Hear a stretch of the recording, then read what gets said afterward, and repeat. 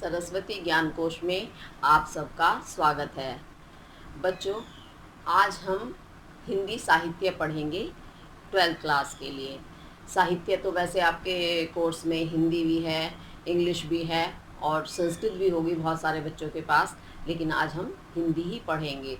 तो हिंदी में साहित्य तो आप जानते ही हैं, गद्य पद्य जिसे हम कहानी के रूप में, कविता के रूप में पढ़ते हैं, हमारा साहित्य आता है जिसमें हम भावात्मक, विचारात्मक अपने विचार प्रस्तुत करते हैं, वो साहित्य के अंतर्गत आता है। तो हिंदी साहित्य में भारतेंदु हरिश्चंद्र जी का नाम आपने सुना होगा, क्योंकि ये 9th क्लास में भी है, 11th क्लास में भी आपने पढ़ा है। भारतवर्षोन्नति कैसे हो सकती है वो गद्य के अंतर्गत पढ़ा है, और 9th में काव्य में था, और 12th क्लास में आकर फिर ये आपका काव्य में है। काव्य यानी जिसे हम गा करके पढ़ सकते हैं, जो गेयात्मक पद्धति होती है। तो भारतेंदु जी कौन हैं, थोड़ा सा उनका परिचय मैं बता दूं। भारतेंदु युग, एक युग के नाम से उनका नाम जुड़ा हुआ है। सन 1850 से लेकर के 1900 तक का जो समय है वो भारतेंदु युग के नाम से जाना जाता है। मैंने आपको गद्य साहित्य का इतिहास पढ़ाया था, तो उसमें आया है वर्णन, आप उसको एक बार ध्यान से देखें तो समझ में आएगा। भारतेंदु जी का जन्म सन 1850 में 9 सितंबर को हुआ था, और काशी, जिसे कि वाराणसी के नाम से जाना जाता है, आज के समय बनारस भी कहते हैं, तो उनका जन्म काशी में हुआ था, और ये सुंगनी साहू परिवार में पैदा हुए थे। भारतेंदु जी से पहले जो हमारा गद्य साहित्य था उसका कोई व्यवस्थित रूप नहीं था। भारतेंदु जी ने गद्य साहित्य को एक व्यवस्थित क्रम में प्रस्तुत किया, तो उनके समय में गद्य की शुरुआत मानी जाती है। गद्य तो वैसे प्राचीन काल से भी चल रहा था, लेकिन व्यवस्थित रूप नहीं था, तो उन्हीं के नाम से इसी कारण उस गद्य साहित्य को जाना जाता है। क्योंकि उन्होंने गद्य को एक नया रूप दिया खड़ी बोली के रूप में, जिसे कि आज आप पढ़ते हैं, या मैं भी अब जो बोल रही हूँ ये भी खड़ी बोली का ही रूप है, लेकिन उसे व्यवस्थित क्रम में प्रस्तुत करना भारतेंदु जी ने ही आरंभ किया। तो भारतेंदु जी का जन्म 1850 में हुआ था, और बड़े ही अच्छे परिवार में हुआ था, संपन्न परिवार में, शिक्षित परिवार में। उनके पिता, जिनका नाम था बाबू गोपाल दास, वो गिरधर दास के नाम से कविताएं करते थे, यानी उस समय में उनके पिता भी कवि ही थे। तो उन पर अपने पिता का जो प्रभाव आया वो उन्हें बचपन में ही परिलक्षित होने लगा, अर्थात दिखाई देने लगा। जब भारतेंदु जी 9 वर्ष के थे, उस समय में ही उन्होंने एक कविता लिखी और लिख करके अपने पिता को दिखाई। उनके पिता समझ गए कि मेरा पुत्र तो बड़ा ही संपन्न बनेगा, विचार संपन्न, ज्ञानवान बनेगा। उन्होंने आशीर्वाद दिया कि तुम श्रेष्ठ कवि बनो। लेकिन दुर्भाग्य की बात है कि बहुत छोटी ही उम्र में उनके माता पिता का देहावसान हो गया, मृत्यु हो गई, और वो माता पिता के प्रेम से वंचित हो गए। लेकिन उन्होंने, घर की ऐसी परिस्थितियां रहीं कि वो स्कूल में जाकर विद्या ग्रहण नहीं कर पाए, और उन्होंने घर में रहकर ही अपनी शिक्षा आरंभ की, और अपने ही स्वाध्याय से, स्वाध्याय यानी अपना ही प्रयास करके, अपने ही अभ्यास से उन्होंने हिंदी, संस्कृत, उर्दू, अंग्रेजी, बंगला, बहुत सारी भाषाओं का ज्ञान प्राप्त किया, मराठी वगैरह का। और उन्होंने बहुत जल्दी, कम उम्र में ही ये साहित्य के क्षेत्र में सेवा का कार्य आरंभ कर दिया। जब वो मात्र 18 वर्ष के थे, उस उम्र में, यानी 1868 ईस्वी में, उन्होंने कवि वचन सुधा नाम से एक पत्रिका का संपादन किया। उस पत्रिका में बड़े बड़े कवियों की कविताएं छपती थी। तो उसके बाद फिर 1873 में उन्होंने हरिश्चंद्र मैगजीन नाम की एक पत्रिका का संपादन किया, और हरिश्चंद्र चंद्रिका, इन नाम की 2 पत्रिकाओं को संपादित किया। उसके बाद वो जानते थे कि हमारे समाज में उस समय स्त्रियों की बड़ी ही दयनीय दशा है। हालांकि भारत गुलाम था, हर वासी की ही दशा खराब थी, लेकिन स्त्रियों के लिए वो विशेष रूप से जागरूक हुए, और 1874 में उन्होंने फिर एक पत्रिका संपादित की जिसका नाम था बाल प्रबोधिनी, जिसमें नारी शिक्षा को लेकर के उन्होंने बहुत व्याख्यान लिखे, और अपने और साथ वाले जो सहयोगी थे, उनके साथ वाले कवि थे, उन्हें भी उन्होंने प्रोत्साहित किया कि ज़्यादा से ज़्यादा खड़ी बोली का प्रयोग करें और गद्य को व्यवस्थित रूप में लिखें। तो उनके साथ के जो कवि थे, कौन कौन थे? कवि भी थे और लेखक भी। कवि और लेखक में तो आप अंतर जानते होंगे। कवि जो कविता लिखता है, गेयात्मक लिखता है, लेखक जो गद्य लिखता है, जो हमारे बातचीत का माध्यम होता है। तो चाहे वो नाटक हो, चाहे वो उपन्यास हो, चाहे कहानी हो, चाहे निबंध हो, ये सारे गद्य के अंतर्गत आते हैं। और आपके जो पद्य, कविता, आप कुछ भी कह सकते हैं, वो सारे काव्य के अंतर्गत आते हैं। और काव्य को लिखने वाला कवि कहलाता है, गद्य को लिखने वाला लेखक कहलाता है। तो जो उनके साथ वाले लेखक कवि थे, जिनमें प्रमुख थे पंडित बालकृष्ण भट्ट, पंडित प्रताप नारायण मिश्र, बद्रीनाथ चौधरी प्रेमघन के नाम से जाने जाते थे, और राधा चरण गोस्वामी, किशोरी लाल गोस्वामी, ये सारे कवि, लाला श्रीनिवास थे। तो बहुत सारे इनके समय के जो कवि थे, लेखक थे, वो इनको बहुत सहयोग करते थे। तो भारतेंदु जी भी उन्हें बहुत ही ज़्यादा प्रोत्साहित करते थे कि हमारी जो मातृभाषा है हिंदी, इसे उन्नति की ओर लेके चलो। इसका जो बिगड़ा हुआ रूप है, बिगड़ा हुआ रूप कैसे है कि पहले हमारे देश में मुगलों का राज्य रहा, तो हमारी हिंदी पिछड़ गई, फिर अंग्रेज़ों का हो गया, तो फिर हमारे अंग्रेजी के कारण हमारी फिर हिंदी पिछड़ी। तो अब इसे हम सबको मिला करके आगे बढ़ाना है, उन्नति की ओर ले जाना है। तो उनके सहारे इन सब कवियों ने, लेखकों ने नए नए अपने गद्य पद्य लिखे, अनेक पत्रिकाएं निकाली, और उनके माध्यम से उन्होंने हिंदी साहित्य की बहुत ही ज़्यादा सेवा की। तो ऐसी सेवा करते करते करते वो घर की कुछ परिस्थितियां ऐसी रहीं, क्योंकि माता पिता का साया उनके सिर पर नहीं था। बहुत ही कम आयु में भारतेंदु हरिश्चंद्र का देहावसान हो गया। देहावसान यानी उनकी मृत्यु हो गई थी 6 जनवरी 1885 में। तो वो मात्र 34 वर्ष 4 महीने के थे जब उनका देहांत हुआ। बड़ी ही दुख की घटना रही कि जो हिंदी को इतने ऊंचे आसमान पर ले जा रहे थे, उनको इतनी जल्दी मृत्यु ने अपना ग्रास बना लिया और हिंदी की सेवा में व्यवधान आया। हालांकि उनके जो सहयोगी थे वो उसको आगे बढ़ा रहे थे, लेकिन भारतेंदु हरिश्चंद्र जी वो थे जिन्होंने सबसे पहला कदम उठाया गद्य को आगे बढ़ाने का। तो उनका नाम हरिश्चंद्र था, परंतु उनकी इतनी अद्भुत सेवा को देखकर विद्वानों ने उन्हें भारतेंदु उपाधि से विभूषित किया सन 1880 में। भारतेंदु का अर्थ क्या होता है? भारत प्लस इंदु, यानी भारत का इंदु कहते हैं चंद्रमा, जो भारत का चंद्रमा है, जिसने साहित्य को चंद्रमा आसमान तक ले जाने का प्रयास किया।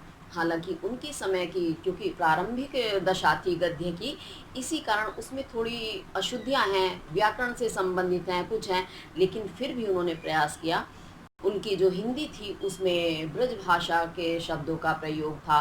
काव्य तो अधिकतर वो ब्रज भाषा के शब्दों के साथ ही लिखते थे, लेकिन जो गद्य लिखते थे उस गद्य में भी ब्रज भाषा के कुछ शब्द होते थे, कुछ बंगला के होते थे, कुछ उर्दू फारसी के होते थे। क्योंकि उन सब का ज्ञान, इन भाषाओं का ज्ञान उन्होंने अच्छे से अर्जित किया था, तो वो भाषा को सरल और भावानुकूल बनाने के लिए उसमें नए नए शब्दों का, दूसरी भाषाओं के शब्दों का प्रयोग करते थे। परंतु शुरुआत उन्होंने ही की, इसी कारण उनके समय को भारतेंदु युग के नाम से जाना जाता है। सन 1868 से लेकर 1900 तक का समय भारतेंदु युग कहलाता है, और उन्हें गद्य साहित्य का जनक या खड़ी बोली का जनक भी कहा जाता है। तो ये तो भारतेंदु जी का मैंने आपको परिचय बताया। क्यों? जब हम पढ़ रहे हैं, आपकी पुस्तक में पहला जो चैप्टर है वो भारतेंदु जी का है, इसलिए मैंने भारतेंदु जी का बताया।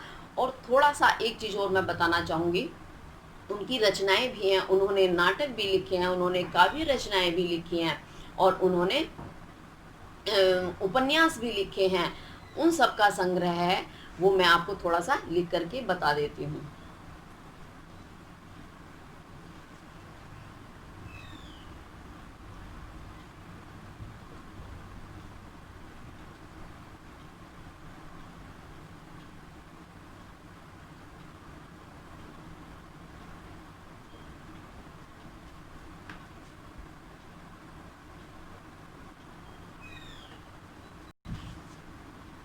तो ये जो इनके काव्य संग्रह हैं वो लिखे हैं मैंने। प्रेम माधुरी, प्रेम पत्रिका, प्रेम मालिका, प्रेम प्रलाप, प्रेम सरोवर, प्रेम तरंग, तन्मय लीला, दान लीला, कृष्ण चरित, प्रेम फुलवारी आदि और भी हैं। सिर्फ यही नहीं है, इनके अलावा और भी हैं इनके ये काव्य संग्रह। इन्होंने कुल मिलाकर के 173 रचनाएं लिखी हैं। तो उनमें से 173 लिखना है संभव नहीं होगा, जो मुख्य मुख्य हैं वो मैं आपको लिख करके दिखा रही हूँ। काव्य संग्रह के अलावा उन्होंने जो नाटक लिखे हैं, नाटक में भी जो प्रसिद्ध नाटक हैं उनको मैंने लिखने का प्रयास किया है। वैदिकी हिंसा, हिंसा न भवती, सत्य हरिश्चंद्र, श्री चंद्रावली, भारत दुर्दशा, नीला देवी, अंधेर नगरी, पाखंड विडंबन आदि ये उनके मुख्य नाटक हैं। उसके अलावा उपन्यास हैं, मैं उपन्यास भी लिखूंगी अभी, आप इनको फटाफट नोट कर लें, मुझे रफ करना पड़ेगा इन्हें। तो देखिए बच्चों, उपन्यास में उनके 2 उपन्यास मिलते हैं, पूर्ण प्रकाश और चंद्रप्रभा। ये अलग अलग विधाएं हैं जिनमें उन्होंने लिखा है। उसके बाद है इतिहास और पुरातत्व संबंधी रचनाएं। इतिहास आप जानते हैं, जो बीता हुआ समय है वो इतिहास के अंतर्गत आता है। और पुरातत्व, जो पहले तत्व चिन्ह हैं हमारे, जैसे प्राचीन समय के कोई अवशेष हैं, बिल्डिंग हैं, आपकी इमारतें, उनसे जो खोजे हुई हैं वो पुरातत्व संबंधी कहलाती हैं। तो उनसे संबंधित जो रचनाएं उन्होंने लिखी हैं उसमें है कश्मीर कुसुम, महाराष्ट्र देश का इतिहास, रामायण का समय, अग्रवालों की उत्पत्ति, बूंदी का राजवंश और चरितावली। ये इतिहास और पुरातत्व संबंधी रचनाएं हैं इनकी। उसके बाद यात्रा वृत्त, यानी जो उन्होंने यात्राएं की उनसे संबंधित जो वृत्तांत हैं, उनकी घटनाएं हैं, बातचीत हैं, वो उन्होंने यात्रा वृत्त के अंतर्गत लिखी। उसमें आती है सरयू पार की यात्रा। सरयू आजकल सुन रहे होंगे आप भी खूब, राम मंदिर निर्माण का चल रहा है आह्वान अयोध्या में, और उसमें सरयू नदी के किनारे बसी हुई है अयोध्या नगरी। श्री रामचंद्र जी का जो जन्म स्थान है। रामायण भी आजकल आपने देखी है, महाभारत भी देखी है, तो नए नया ज्ञान आपको अपना इतिहास का मिला है। तो वो ही सरयू पार की यात्रा का उन्होंने वर्णन किया है यात्रा व्रत के अंतर्गत। लखनऊ की यात्रा, ठीक है, ये उनके यात्रा व्रत हुए। उसके बाद जीवनी। जीवनी यानी किसी भी कवि या लेखक का पूरा जन्म से लेकर अंत तक का समय, बीच का जो सारा व्यवस्था है वो सारी हमारी जीवनी के अंतर्गत आती है। जैसे कि मैं आपको भारतेंदु हरिश्चंद्र जी का जीवन वृत्त बता रही हूँ या जीवनी बता रही हूँ, तो उसमें उन्होंने जीवनी लिखी सूरदास जी की, जयदेव जी की, महात्मा मोहम्मद की, ये उन्होंने जीवनियाँ लिखी हैं। तो इस प्रकार से मिला करके उन्होंने बहुत सारी रचनाएं लिखी जो कि 173 की संख्या के अंतर्गत आती हैं। इतनी सारी लिखी, सबका वर्णन करना संभव नहीं था, इसलिए मैंने कुछ गिनी चुनी हुई जो उनकी मुख्य रचनाएं हैं उनका वर्णन किया। अच्छा, अब उनकी थोड़ी सी भाषा और मैं बता देती हूँ, आप इसे फटाफट नोट करें और मैं इसको रफ करती हूँ, फिर उनकी भाषा शैली और बताती हूँ।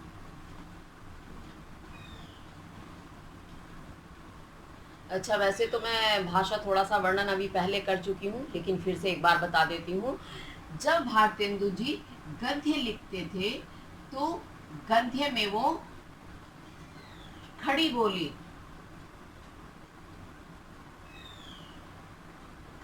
का प्रयोग करते थे और पद्य लिखने के लिए ब्रज भाषा का प्रयोग करते थे।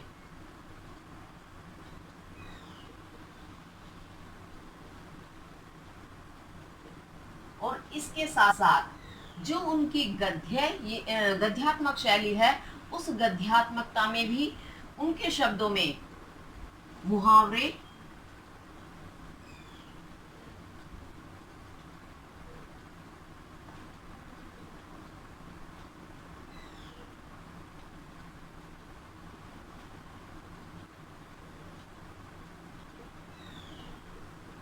लोकोक्तियों का प्रयोग करते थे वो।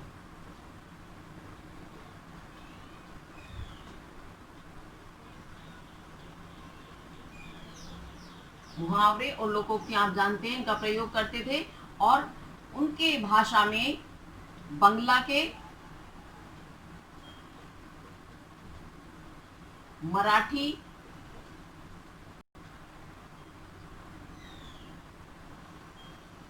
उर्दू, फारसी,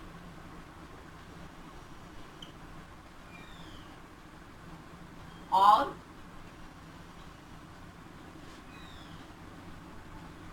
ब्रिज भाषा के शब्दों का प्रयोग होता था, क्योंकि उन्हें इन सभी भाषाओं का ज्ञान था। और अंग्रेजी भी है, अंग्रेजी भी थी, उनके अंग्रेजी शब्दों का भी वो प्रयोग करते थे हिंदी में।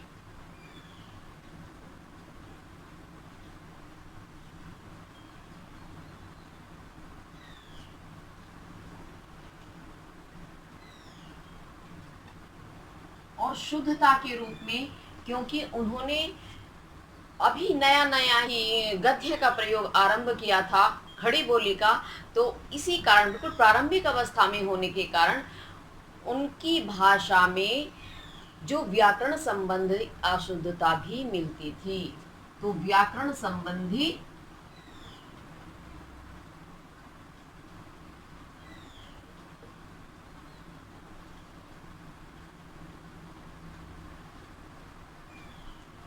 अशुद्धता होती थी, बहुत ज्यादा नहीं, लेकिन अशुद्धता का प्रयोग मिलता था।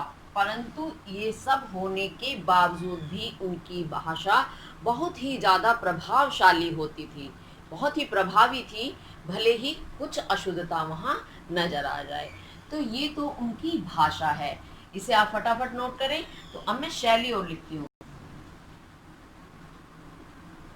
भाषा के बाद हम शैली देखते हैं।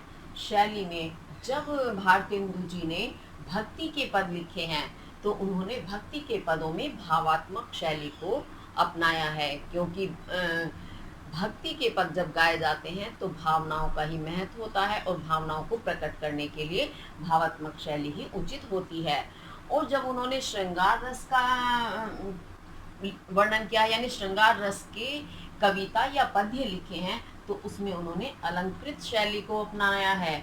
और श्रृंगार रस का तो उन्होंने बड़ा ही सुंदर वर्णन किया है, और श्रृंगार के दोनों ही पक्षों का, संयोग श्रृंगार और वियोग श्रृंगार का, तो बड़ा ही सुंदर उन्होंने प्रस्तुतिकरण किया है। उसके बाद देश प्रेम से संबंधित जब कविताएं उन्होंने रची, तो उसके लिए उन्होंने उद्बोधन शैली अपनाई। उद्बोधन यानी अपनी भावनाओं को प्रकट करने के लिए, उद्बोध जगाने के लिए लोगों को, कि लोगों की भावनाएं जागृत हों और वो अपनी आज़ादी के प्रति जागरूक हों। तो उद्बोधन शैली को, जागरूक करने की शैली को अपनाया है। और जब समाज सुधारक कविताएं उन्होंने लिखी, उस समय उन्होंने व्यंग्यात्मक शैली को अपनाया। क्यों? क्योंकि वे एक बहुत बड़े ही देशभक्त भी थे और समाज सुधारक भी थे। उस समय हमारे देश की स्थिति बड़ी ही दयनीय थी, अंग्रेजों का राज था। तो उस दुर्दशा को सुधारने के लिए उन्होंने लोगों की व्यंग्यात्मक शैली को अपनाया। व्यंग समझते हैं, यानी व्यंग करना, कटाक्ष करना, तीखे बाण जैसे शब्दों को छोड़ना, जिससे कि वो जाकर के उन दुष्ट लोगों को चुभे और वो अत्याचार करना बंद कर दें। इस तरह से उन्होंने जहाँ जैसी भी शैली की आवश्यकता पड़ी, जैसी भाषा की आवश्यकता पड़ी, वैसी ही शैली और भाषा को उन्होंने अपनाया। और जब उन्होंने रसों का प्रयोग किया, तो रस तो उन्होंने यथानुकूल सभी प्रयोग किए हैं, परंतु श्रृंगार रस का, वो भी वियोग श्रृंगार का विशेष वर्णन किया है। और उनके समय में जो जितने भी छंद थे, प्रचलित हो रहे थे उस समय, उन्हीं सभी छंदों को अपनाया। उनमें से प्रमुख कौन से हैं छंद जो उनके समय में प्रसिद्ध थे? सवैया, छपै,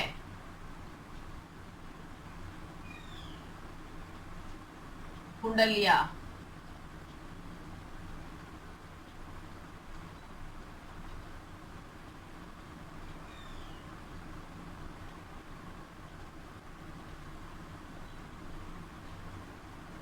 लावणी, रागिनी,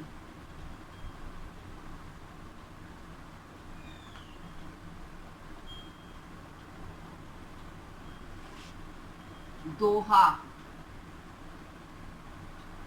रोला, कवित्त आदि। आदि यानी और भी हैं। ये तो मुख्य मुख्य मैंने लिख दिए। इन छंदों का उन्होंने प्रयोग किया, क्यों? उनके समय में इनका ज़्यादा प्रचलन था। उसके बाद बात आती है अलंकारों की। अलंकार मैं थोड़ा सा रफ करके यही लिख देती हूँ।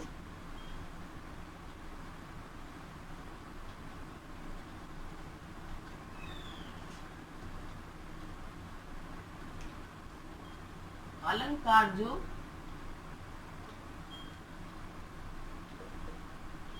उन्होंने अपनाए थे उनमें था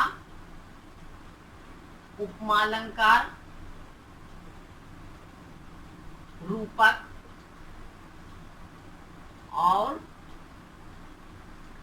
संदेह, उत्प्रेक्षा। इन अलंकारों का उन्होंने बड़े अच्छे से प्रयोग किया है।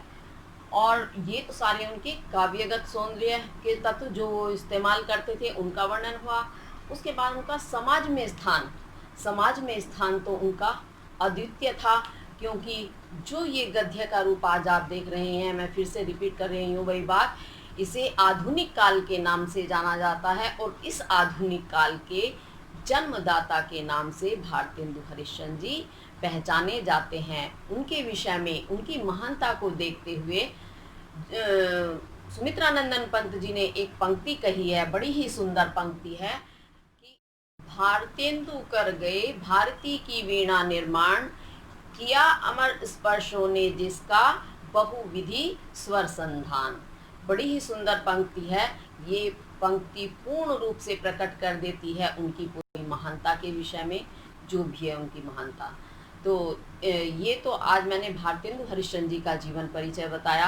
अब इसके साथ मैं थोड़ा सा और बता देती हूँ कि आप हिंदी में हिंदी साहित्य पढ़ेंगे और भारतेंदु जी से आपका प्रथम पाठ जो है शुरू हो रहा है, इसलिए मैंने आपको भारतेंदु जी के जीवन परिचय के बारे में कुछ बताया। लेकिन मैं थोड़ी सी पुस्तकें और बता दूं, कौन कौन सी पुस्तकें आपके कोर्स में लगी हुई हैं जो आपको पढ़नी है सारी हिंदी के अंतर्गत। तो एक है काव्य वाली जिसका नाम है काव्यांजलि, ये काव्य की है। दूसरी गद्य की है जिसका नाम है गद्य गरिमा।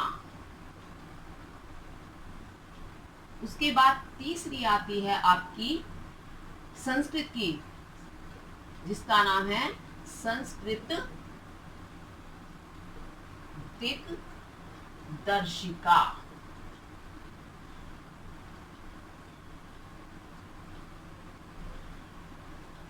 फिर उसके बाद चौथी है कथा भारती, जिसमें कथाएं हैं। और पांचवा है आपका खंड काव्य। खंड काव्य में क्या आएगा? श्रवण कुमार की कथा। ठीक है, ये आपके कोर्स में हिंदी की किताबें लगती हैं। तो सबसे पहले हम पढ़ेंगे काव्यांजलि, और काव्यांजलि का आपका सबसे पहला पाठ भारतेंदु जी से शुरू होता है। उनकी रचना जो आपके कोर्स में लगी हुई है, जो प्रेम माधुरी नाम की पुस्तक है उनकी, उसका अंश आपके कोर्स में दिया हुआ है। अब मैं आपको उसको पढ़ाऊंगी। चलिए इसी के साथ अब आगे देखेंगे हम। चलिए तो देखते हैं। अब भारतेंदु हरिश्चंद्र के द्वारा जो रचित है भारतेंदु ग्रंथावली, उसमें से ये आपका प्रेम माधुरी शीर्षक लिया गया है। और आपका इसमें ये पद्य जो दिया गया है ये सवैया छंद में है। तो मैं इसको एक बार पढ़ के आपको बता देती हूँ। मार्ग प्रेम को समुझय हरिश्चंद्र, यथारथ हो तो यथा है, लाभ कछु न पुकारन में बदनाम ही होन की सारी कथा है। जानत है जिय मेरो भली विधि और उपाय सबे वृथा है, बावरे हैं ब्रिज के सिगरे मोही, नाहक पूछत कौन बिथा है। तो ये जो है प्रेम माधुरी जो आपका शीर्षक लिया गया है, इसमें ब्रिज के जो गोपियां हैं उनका वर्णन किया गया है। कृष्ण गोकुल गांव को छोड़कर मथुरा आ गए हैं और उनके विरह में जो गोपियों की दशा है वो अपनी दशा का वर्णन करते हुए कहती हैं। तो हरिश्चंद्र जी कहते हैं कि मार्ग प्रेम को, जो प्रेम का मार्ग है, रास्ता है, को समुझे, कौन समझे, समझ सकता है। यथारथ, यथारथ वास्तव में, यथा स्थिति में, होता है, यथा कैसा है, यानी यथार्थ रूप में वह कैसा होता है, इस प्रेम के मार्ग को कौन समझ सकता है, अर्थात कोई नहीं समझना चाहता या नहीं समझ सकता।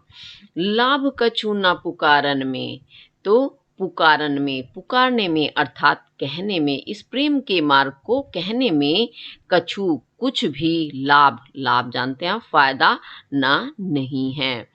बदनाम ही होने की, और सिर्फ बदनाम ही होने की सारी कथा है।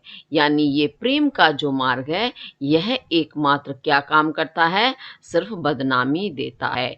यानी ये सारी कहानी जो है प्रेम की वह मात्र बदनामी का ही कारण है, कष्ट का ही कारण है और इसके पीछे कोई कहानी नहीं है। तो इसलिए इस प्रेम के मार्ग को कहने में कोई भी फायदा या लाभ नहीं है। ऐसा एक गोपी दूसरी अपनी सखी से इस बात को कह रही है। जानत है जिय मेरो भली विधि, तो क्या कहती है वो गोपी कि जानत है, जानता है, जिया यानी हृदय, मेरो मेरा, भली विधि, भली अच्छी विधि प्रकार से, यानी मेरा जो हृदय है वो भली प्रकार से जानता है कि और कोई भी उपाय तरीका सब जो भी और कोई तरीका है, साधन है, वह वृथा है। वृथा यानी व्यर्थ है, बेकार है। यानी इस प्रेम की कहानी में बदनामी के सिवा अन्य कोई भी उपाय या साधन सब बेकार हैं, ये मेरा हृदय अच्छी तरह से जानता है। उसके बाद वो आगे क्या कहती हैं, बावरे हैं ब्रिज के सिगरे, तो बावरे कहते हैं पागल हैं, ब्रिज ये ब्रजवासी जो हैं, ब्रज के लोग हैं, वो कैसे हैं, बावरे हैं अर्थात पागल हैं। कौन, सिगरे सारे, जितने भी ब्रज के वासी हैं सारे ही बावले हैं। मोही मुझसे नाहक बेकार में पूछते हैं, कौन बिथा है, कौन सी बिथा, व्यथा अर्थात दुख है, पीड़ा है तुम्हारी, ये मुझसे बेकार में पूछते हैं। क्यों पूछते हैं, क्योंकि वो सभी जानते हैं कि कृष्ण के बिछुड़ने का दर्द इन गोपियों को लगा हुआ है, ये जानते हुए भी वो हमारे दर्द का कारण पूछते हैं। तो ये तो इसका शाब्दिक अर्थ है। अब मैं थोड़ा सा अपने शब्दों में बता देती हूँ। तो हरिश्चंद्र जी ये कह रहे हैं कि गोपियाँ आपस में अपनी सखियों से बात कर रही है, एक गोपी दूसरी गोपी से, कि जो ये कृष्ण के साथ जो हमारा प्रेम स्नेह हुआ है, ये प्रेम का मार्ग बिल्कुल बेकार है, इसे कोई नहीं समझ सकता और वास्तविक स्थिति ये क्या है, इसे कोई भी नहीं जानना चाहता। क्यों? क्योंकि इसे कहने में कोई फ़ायदा नहीं है कि मैं हर किसी से अपनी समस्या को बताऊँ, तो उसे कहने से कोई फ़ायदा नहीं है। क्यों? क्योंकि ये एकमात्र कलंकित करने वाला रास्ता है, तो कहने से फ़ायदा उस बात को होता है जिससे हमें कुछ फ़ायदा मिले, कुछ क्या कहना चाहिए, अच्छा नाम मिले। लेकिन यहाँ तो सिर्फ़ सारी कहानी ही प्रेम की बदनाम होने की है।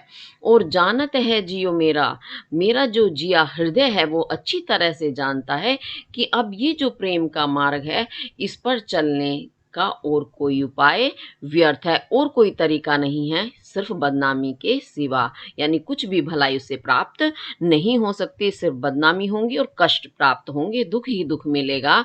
और ये जानते बूझते जो ब्रज के निवासी हैं बार बार हमसे पूछते हैं कि तुम्हारा क्या दुख है, क्या दर्द है, क्या पीड़ा है, वो सारे पागल हैं जो जानते हुए पूछते हैं। कोई अनजान पूछे तो लगे कि हाँ भाई इस आदमी को इस चीज़ का पता नहीं है, तो वो पूछ लेता है। लेकिन जो जानते पूछते ही पूछे तो उसे क्या कहा जाएगा, पागल। तो ऐसे ही वो गोपी कह रही हैं कि बेकार में पूछ करके मेरे दुख को ये बढ़ा रहे हैं। तो ये आपका जो व्याख्या है ये पूरी हुई।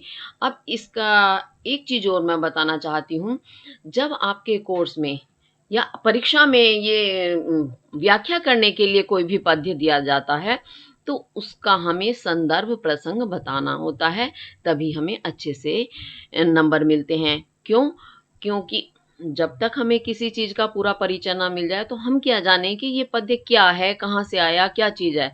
तो इसका परिचय, जो वो संदर्भ कहलाता है, संदर्भ यानी बारे में, यानी इसके बारे में हमें बताओ क्या है। तो संदर्भ के अंतर्गत इसका पूरा परिचय आएगा कि प्रस्तुत पद्यांश हमारी पाठ्य पुस्तक, आपकी पाठ्य पुस्तक हिंदी है, हिंदी के काव्य भाग से, काव्यांजलि से लिया गया है ये, तो काव्य भाग से